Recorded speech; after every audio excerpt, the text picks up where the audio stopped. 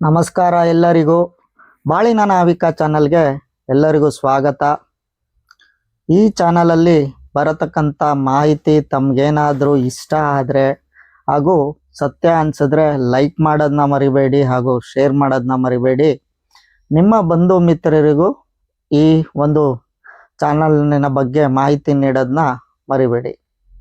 ನನ್ನ ಹಿಂದಿನ ವಿಡಿಯೋಲ್ಲಿ ಸಾಕಷ್ಟು ಈ ಒಂದು ಮಾಸ ಯಾವುದಪ್ಪ ಅನ್ನತಕ್ಕಂಥ ಮಾಹಿತಿ ತಮಗೆ ತಿಳಿಸಿಕೊಟ್ಟಿದ್ದೆ. ಯಾವ ಮಾಸ ಅಂದರೆ ಈ 15 ದಿನಗಳ ಕಾಲ ಅಂದರೆ 7ರಿಂದ 21 ತನಕನೂ ಪಕ್ಷ ಮಾಸ. ಅಂದರೆ ಪಕ್ಷ ಮಾಸ ಅಂದಿದ ತಕ್ಷಣ ಒಂದು ಎಡೆಯ ವಿಚಾರನೂ ತಿಳಿಸಿದ್ದೀನಿ, ಏನೇನು ಮಾಡಬೇಕು ಅನ್ನತಕ್ಕಂಥ ಪದ್ಧತಿನೂ ತಿಳಿಸಿದ್ದೀನಿ. ಆದರೆ ಅದರದೇ ಆದ ಸಾವಿನ ಮಾಹಿತಿ ಅಂದರೆ ಯಾವುದೇ ಒಬ್ಬ ವ್ಯಕ್ತಿ ಇವಾಗ ಒಂದು ಮೃತ ಆಗ್ತಾನಪ್ಪ, ಆ ಮೃತ ಆದ ವ್ಯಕ್ತಿಯ ಬಟ್ಟೆ ಆಗಿರ್ಬೋದು, ಒಡವೆ ಆಗಿರ್ಬೋದು, ಏನು ಮಾಡತಕ್ಕಂಥ ಮಾಹಿತಿ ಈ ವಿಡಿಯೋలో ಹೇಳ್ತೀನಿ. ಹಾಗೂ 2 ಭಾಗಗಳನ್ನಾಗೂ ಕೂಡ ಮಾಡ್ಕೊತೀನಿ. ಕಾರಣ ಏನಂದ್ರೆ ತಮಗೆಲ್ಲ ತಿಳಿದಿರ್ಬೋದು, ಏನು ಅಂದ್ರೆ ತಿಥಿಯ ವಿಚಾರ ಅಂದ್ರೆ ಯಾವ ಕಾರಣಕ್ಕೆ ಅಂದ್ರೆ 11 ದಿನಗಳ ಕಾಲನು ಒಂದು ತಿಥಿ ಅನ್ನೋದು ಮಾಡ್ತಾರೆ. ಅಂದ್ರೆ 11ನೇ ದಿನದ ಕಾಲಕ್ಕೂ ತಿಥಿ ಅನ್ನೋದು ಮಾಡ್ತಾರೆ, ಹಾಗೂ 13ನೇ ದಿನದ ಕಾಲಕ್ಕೂ ಕೂಡ ತಿಥಿ ಅನ್ನೋದು ಮಾಡ್ತಾರೆ. ಯಾವುದೇ ಒಬ್ಬ ವ್ಯಕ್ತಿ ತೀರಿದ ನಂತರ ಅಂದ್ರೆ ಮೂರನೇ ದಿನ ಹಾಲು ತುಪ್ಪ ಅನ್ನೋದು ಮಾಡ್ತಾರೆ. ತದನಂತರದ ಮೇಲೆ ಅಂದ್ರೆ 11 ಅಥವಾ 13ನೇ ದಿನ ಒಂದು ಕಾರ್ಯಕ್ಕೆ ಒಂದು ತಿಥಿ ಅನ್ನೋದು ಮಾಡುವಂಥ ಪದ್ಧತಿ ಇದೆ. ಆದರೆ ಆ ಒಂದು ಮಾಡುವಂಥ ಸಮಯದಲ್ಲಿ ಎಷ್ಟೋ ಜನ ಏನು ಮಾಡ್ತಾರಪ್ಪ ಅಂದರೆ ಈ 11 ದಿನಗಳ ಕಾಲನ್ನು ಒಂದೊಂದು ವಸ್ತುಗಳನ್ನ ದಾನ ಧರ್ಮಾದಿಗಳನ್ನ ಮಾಡ್ತಾರೆ. ಅಂದರೆ ಅವರು ಅವರು ಒಂದು ಯಾವ ಒಂದು ಪದಾರ್ಥಗಳನ್ನು ಯೂಸ್ ಮಾಡ್ತಾ ಇದ್ರು ಅಂದ್ರೆ ಅವ್ರು ಹಾಕೊಂಡು ಬಿಟ್ಟಿದಂಥ ಬಟ್ಟೆಗಳನ್ನೆಲ್ಲ ಅವ್ರು ಯಾವ್ದು ಬಟ್ಟೆಗಳನ್ನ ಹಾಕ್ತಾ ಇದ್ರು ಮುಂಚೆ. ಅಂದ್ರೆ ಏನು ಒಂದು ಸೂಟು ಬೂಟು ಆಗಿರ್ಬೋದು, ಅಥವಾ ಯಾವುದೋ ಒಂದು ಶರ್ಟು ಪಂಚೆನೋ ಅಲ್ಲೋ ಏನಾದ್ರೂ ಆಗಿರ್ಬೋದು. ಈ ಸಮಯದಲ್ಲೂ ಕೂಡ ನಾವು ಅದನ್ನ ದಾನಗಳನ್ನಾಗಿ ಮಾಡಬಹುದು. ಈ 11 ದಿನಗಳ ಕಾಲದಲ್ಲೂ 15 ದಿನಗಳ ಕಾಲದಲ್ಲೂ ಆದ್ರೂ ಮಾಡ್ಬೋದು. ಆ 11 ದಿನ ಅಥವಾ 13ನೇ ದಿನದೊಳಗಾದ್ರೂ ಅದನ್ನ ದಾನ ಮಾಡ್ಬೋದು. ಹಾಗೆ ಈ ಒಂದು ತಿಥಿ ಕಾರ್ಯ ಬಂದಾಗ ತಮ್ಗೆ ತಿಳಿದಿರ್ಬೋದು, ಒಂದು ಬ್ರಾಹ್ಮಣನ್ನ ಕರೆಸಿ ನಾವು ಪುಣ್ಯ ಅನ್ನೋದನ್ನ ಮಾಡ್ಕೊಂತೀವಿ. ಆ ಒಂದು ಸಮಯದಲ್ಲೇ ದಾನ ಅನ್ನೋದನ್ನ ಕೊಡ್ತೀವಿ. ನಿಮ್ಗೆ ತಮ್ಗೆಲ್ಲ ಗೊತ್ತಿರ್ಬೋದು, ಏನು ಒಂದು ಪಾತ್ರೆಗಳನ್ನ ಕೊಡೋ ಅಂಥದ್ದು, ಛತ್ರಿಯನ್ನು ಕೊಡೋ ಅಂಥದ್ದು, ಬಟ್ಟೆಯನ್ನು ಕೊಡ್ತೀವಿ, ಹಾಗೂ ಚಪ್ಪಲಿಯನ್ನು ಕೂಡ ಆ ವ್ಯಕ್ತಿಗೆ ಕೊಡ್ತೀವಿ. ಹಾಗೇನೆ ಈ ಪಕ್ಷ ಮಾಸದಲ್ಲೂ ಕೂಡ ಅವರಿಗೆ ಒಂದು ಸಾಕಷ್ಟು ಒಂದು ಸಂಬಂಧಪಟ್ಟದಂತ ವಸ್ತುಗಳನ್ನ ನಾವು ದಾನವಾದ ರೀತಿಯಲ್ಲಿ ಕೂಡ ಕೊಡಬಹುದು. ತದನಂತರದ ಮೇಲೆ ಅಂದ್ರೆ ಈ ದಾನ ಏನೋ ನಾವು ಮಾಡಿಕೊಂಡು ಪಕ್ಷ ಮಾಸನೂ ಮಾಡಿದ್ವು, ಆದ್ರೆ ಅವ್ರಿಗೆ ಪೂರ್ಣ ಫಲ ಸಿಗತ್ತಾ? ಹೌದು, ಸಿಗತ್ತೆ. ಇದ್ರಲ್ಲೇ ಇನ್ನೊಂದು ಭಾಗವಿದೆ. ಏನಪ್ಪಾ ಅಂದ್ರೆ ಈ ಪಕ್ಷ ಮಾಸಕ್ಕಿನ್ನ ಮುಂಚಿತವಾಗಿ ಏನು ಅಂದ್ರೆ ಯಾವ್ದಾದ್ರು ವ್ಯಕ್ತಿಯು ಮೃತ ಆಗಿದ್ದ ನಂತರದ ಮೇಲೆ ಅವರ ಬಟ್ಟೆಗಳ ಏನು ಮಾಡಬೇಕು ನೋಡಿ. ಇಲ್ಲಿ 2 ಭಾಗಗಳು ಬರುತ್ತೆ. ಒಂದು ಮೊದಲನೇ ಭಾಗ ಅಪಮೃತ್ಯು ಕಂಟಕಗಳು.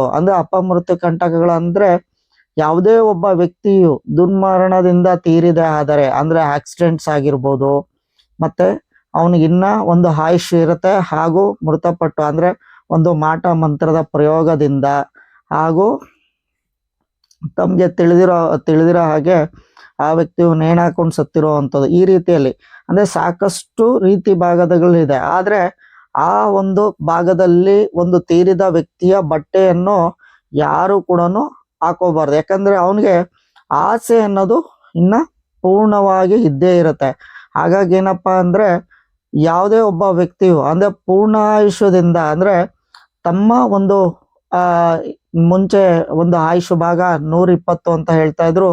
ಈಗಿನ ಕಾಲದಲ್ಲಿ ಅದು ಕಮ್ಮಿ ಆಗ್ತಾ ಬರ್ತದೆ. ಆ ಆಯುಷ್ ಭಾಗನು ನಾನು ಮುಂದಿನ ಒಂದು ನನ್ನ ವಿಡಿಯೋಲು ತಿಳಿಸ್ತಾ ಹೋಗ್ತೀನಿ. ಆದ್ರೆ ಹೀಗೆ ಒಂದು 50ರಿಂದ 60 ನಂತರದ ಮೇಲೆ ಆ ಒಂದು ವ್ಯಕ್ತಿ ಏನಾದ್ರು ತೀರಿದೆ ಆದರೆ ಆ ಬಟ್ಟೆನ ಏನ್ ಮಾಡ್ಬೋದಪ್ಪ ಅಂದ್ರೆ ಮೊದಲನೇದಾಗಿ ಇವಾಗ ಅದರಲ್ಲಿ 2 ಭಾಗ ಆಗುತ್ತೆ. ಅಂದ್ರೆ ಒಂದು ಹೆಣ್ಣಾಗಿರ್ಬೋದು, ಗಂಡಾಗಿರ್ಬೋದು. ಮೊದಲನೇದಾಗಿ ಹೆಣ್ಣಿನ ವಿಚಾರ ಬಂದಾಗ ಆ ಒಂದು ಒಡವೆ ಹಾಗೂ ಒಂದು ಬಟ್ಟೆ ಆಗಿರ್ಬೋದು, ಆ ಮನೆಯ ಹೆಣ್ಣು ಮಕ್ಕಳಿಗೆ ಮೊದಲನೇ ಅಧಿಕಾರ ಇರುತ್ತೆ. ಹಾಗೂ ಎರಡನೇ ಅಧಿಕಾರ ಯಾರಿಗಪ್ಪ ಅಂದ್ರೆ ಆ ಮನೆಯ ಒಡೆತಿಯರು ಅಂದ್ರೆ ಸೊಸೆಂದಿರಿಗೆ ಅದು ಸೇರತಕ್ಕದ್ದು ಅನ್ನೋದು. ಆದ್ರೆ ನೆಕ್ಸ್ಟ್ ಅಲ್ಲಿ ಇನ್ನೊಂದು ಭಾಗ ಬರುತ್ತೆ, ಅದು ನಾನು ಮುಂದಿನ ವಿಚಾರದಲ್ಲೇ ತಿಳಿಸ್ತಾ ಹೋಗ್ತೀನಿ.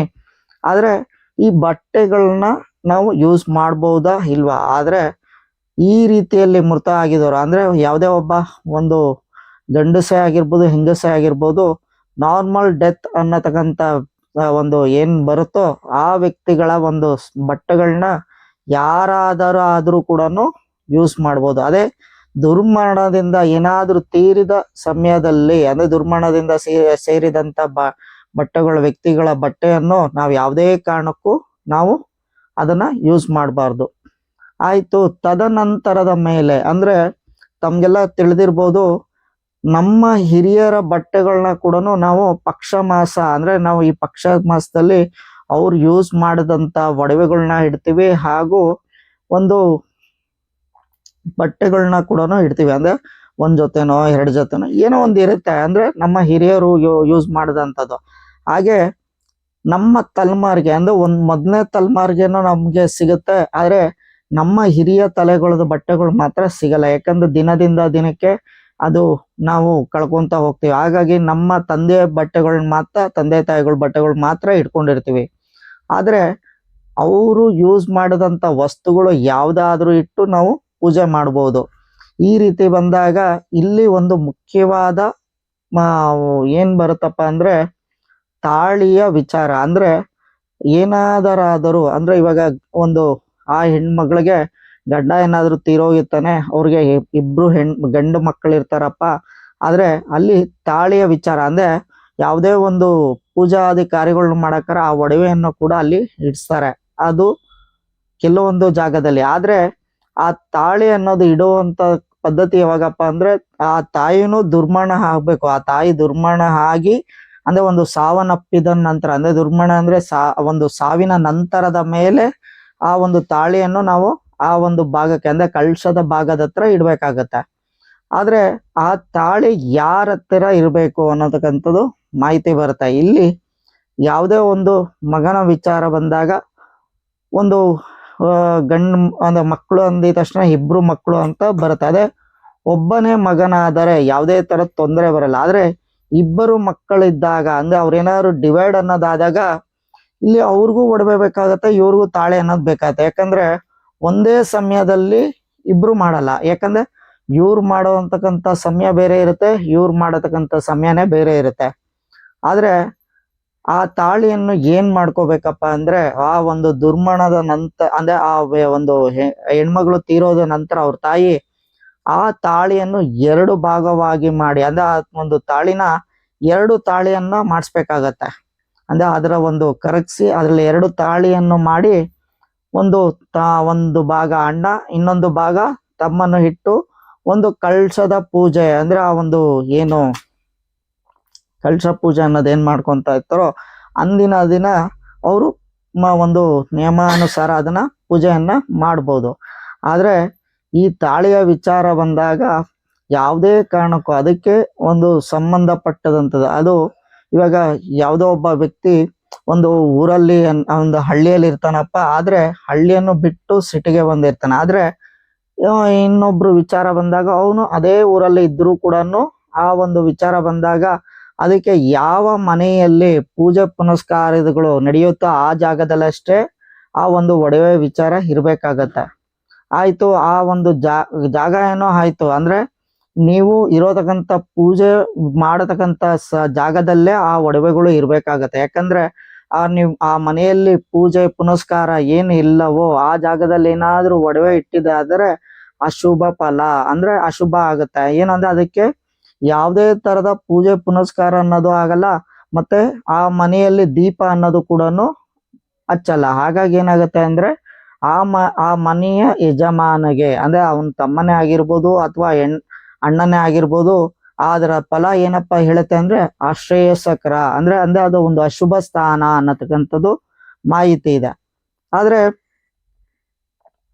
ಮುಂದೆ ನಂತರ ನೀವೇನಾದ್ರೂ ಒಂದು ಎರಡು ಭಾಗಗಳನ್ನ ಮಾಡ್ಕೊಂಡ್ರಿ, ತದನಂತರದ ಮೇಲೆ ಭಾಗಗಳಾಗಿ ಇದ್ದೀರಾ. ಆದ್ರೆ ನೀವೇನಾದ್ರು ಸಪ್ರೇಟ್ ಆಗು ಭಾಗವನ್ನು ಇಟ್ಟು ಒಂದು ಎಡೆಯನ್ನು ಹಾಕ್ತಾ ಇದ್ದೀರಾ. ಆದ್ರೆ ಯಾವುದೇ ಕಾರಣಕ್ಕೂ ಅಂದ್ರೆ ಒಂದು ಸಮಯ ಅಂತ ಇದ್ದೇ ಇರುತ್ತೆ. ಅಂದ್ರೆ ಅಣ್ಣನು ಒಂದು ಜಗಳ ಆಡಿರ್ತಾನೆ, ತಮ್ಮನು ಜಗಳ ಆಡಿರ್ತಾನೆ. ಆದ್ರೆ ಈ ಪಕ್ಷ ಮಾಸದಲ್ಲಿ ಇಬ್ಬರು ಸೇರಿ ಮಾಡಿದರೆ ಮಾತ್ರನೇ ಅದಕ್ಕೆ ಪೂರ್ಣ ಫಲವಂತೆ. ಆದ್ರೆ ಇಬ್ಬರು ಅಂದ್ರೆ ಒಬ್ಬ ಒಂದು ದಿನ, ಇನ್ನೊಬ್ಬನು ಇನ್ನೊಂದು ದಿನ, ಅಥವಾ ಇನ್ನೊಂದು ಸಮಯದಲ್ಲಿ ಹಾಕಿದ್ದರೂ ಕೂಡ ಅದು ಅಶ್ರೇಯಸ್ಕರ ಅಂದ್ರೆ ಅಶುಭ ಸ್ಥಾನ ಅಂತ ಬರುತ್ತೆ. ಅದು ಎಷ್ಟು ಭಾಗದ ಫಲಪ್ಪ ಅಂದ್ರೆ 60-80 ಭಾಗದಷ್ಟೇ ಅದರ ಫಲ. ಯಾಕಂದ್ರೆ ಅವನು ಹಿರಿ ಮಗನೇ ಆಗಿರ್ಬೋದು ಅಥವಾ ಕಿರಿ ಮಗನೇ ಆಗಿರ್ಬೋದು. ಏನಂದ್ರೆ ಈ ಹಿರಿಯರ ಪೂಜೆಯನ್ನು ನಾವು ಮಾಡಕ್ಕಾರೆ ಎಲ್ಲರೂ ಒಟ್ಟಿಗೆ ಸೇರಿ ಮಾಡಿದ ಪಕ್ಷದಲ್ಲಿ ಮಾತ್ರನೇ ಅದಕ್ಕೆ 100ರಷ್ಟು ಫಲ. ಆದ್ರೆ ಯಾವುದೇ ಕಾರಣಕ್ಕೂ ಬೇರೆ ಇರಂತೆ ಅಂದ್ರೆ ನೀವು ಏನೇ ಒಂದು ಆಸ್ತಿಯ ವಿಚಾರ ಆಗಿರ್ಬೋದು, ಏನೇ ಒಂದು ಭಾಗಗಳನ್ನಾಗಿ ಮಾಡ್ಕೊಂಡಿರ್ಬೋದು. ಆದರೆ ಈ ಒಂದು ಪೂಜೆಯ ವಿಚಾರ ಬಂದಾಗ ಅಂದ್ರೆ ಹಿರಿಯರ ಪೂಜೆಯನ್ನು ಬಂದಾಗ ಮಾತ್ರನೇ ಅಲ್ಲಿ ಒಂದೇ ಜಾಗದಲ್ಲಿ ಪೂಜೆ ಮಾಡಬೇಕು ಅನ್ನತಕ್ಕಂಥ ಮಾಹಿತಿ ನಮ್ಮ ಹಿರಿಯರು ಹೇಳುತ್ತಾ ಇದ್ದಾರೆ. ಹಾಗಾಗಿ ಈ ವಿಡಿಯೋ ತಮ್ಗೇನಾದ್ರು ಇಷ್ಟ ಆಯ್ತು ಅಂದ್ರೆ ನಿಮ್ಮ ಬಂಧು ಮಿತ್ರರಿಗೆ ಶೇರ್ ಮಾಡೋದನ್ನ ಮರಿಬೇಡಿ, ಹಾಗೂ ಕಮೆಂಟ್ ಸೆಕ್ಷನ್ ಅಲ್ಲಿ ಕಮೆಂಟ್ ಮಾಡೋದ್ ಮರಿಬೇಡಿ. ಈ ವಿಡಿಯೋ ತಮ್ಗೆ ಇಷ್ಟ ಆಯ್ತು ಅಂದ್ರೆ ನಿಮ್ಮ ಬಂಧು ಮಿತ್ರರಿಗೂ ತಿಳಿಸೋದನ್ನ ಮರಿಬೇಡಿ. ನಮಸ್ಕಾರ.